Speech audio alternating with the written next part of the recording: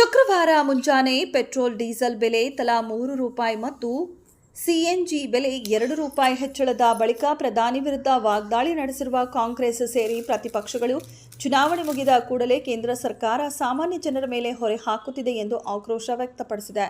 ಪ್ರಧಾನಿ ಮೋದಿಯನ್ನ ಮೆಹಂಗೈ ಮ್ಯಾನ್ ಎಂದು ಕರೆದಿರುವ ಕಾಂಗ್ರೆಸ್ ವಿಧಾನಸಭಾ ಚುನಾವಣೆಗಳು ಮುಗಿದ ಬಳಿಕ ಕೇಂದ್ರ ಸರ್ಕಾರ ಸಾರ್ವಜನಿಕರಿಂದ ಚೇತರಿಸಿಕೊಳ್ಳಲು ಪ್ರಾರಂಭಿಸಿದೆ ಎಂದು ಕಿಡಿಕಾರಿದೆ. ಮೆಹಂಗೈ ಎಂದರೆ ಹಣದುಬ್ಬರ ಎಂದರ್ಥ. ಈ ಕುರಿತು ಎಕ್ಸ್ನಲ್ಲಿ ಪೋಸ್ಟ್ ಮಾಡಿರುವ ಕಾಂಗ್ರೆಸ್ ಚುನಾವಣೆಗಳು ಮುಗಿದಿವೆ, ಮೋದಿಯವರ ಚೇತರಿಕೆ ಪ್ರಾರಂಭವಾಗಿದೆ. ಬಿಜೆಪಿ ನೇತೃತ್ವದ ಕೇಂದ್ರವು ಈಗಾಗಲೇ ಹಣದುಬ್ಬರ ಮತ್ತು ಹೆಚ್ಚುತ್ತಿರುವ ಜೀವನ ವೆಚ್ಚಗಳಿಂದ ಬಳಲುತ್ತಿರುವ ನಾಗರಿಕರ ಮೇಲೆ ಹೆಚ್ಚುವರಿ ಆರ್ಥಿಕ ಒತ್ತಡವನ್ನು ಹೇರುತ್ತಿದೆ ಎಂದು ಹೇಳಿದೆ.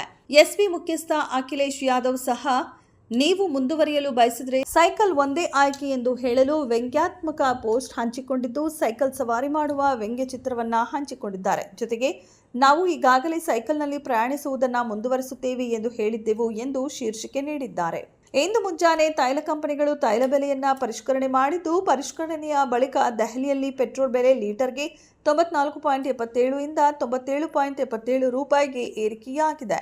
ಡೀಸೆಲ್ ದರ ಲೀಟರ್ಗೆ $87.67 ರಿಂದ $90.67 ಏರಿಕೆಯಾಗಿದೆ.